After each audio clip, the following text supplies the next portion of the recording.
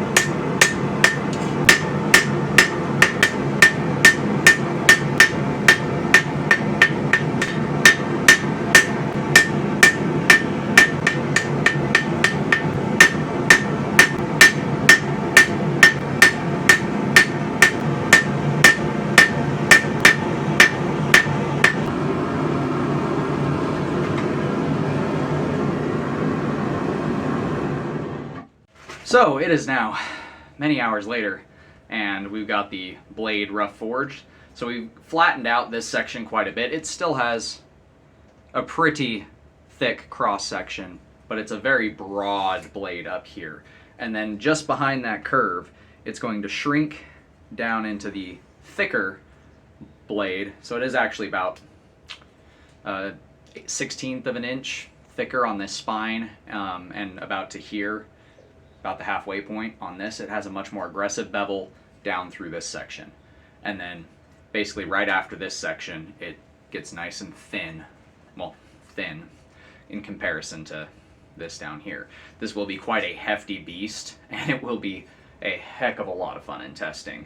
I still have to do a lot of grinding to this. I still have to make a guard. Yes, you heard me right, a guard on a khopesh. I know it sounds crazy, but we're going with a crazy look, and a crazy looking weapon, so we might as well go all the way with this aesthetic and make a fantasy style khopesh like I was talking about at the beginning. If you guys like what you've seen, do me a favor, do that thing right there. Egyptians were onto something with this big old question mark weapon.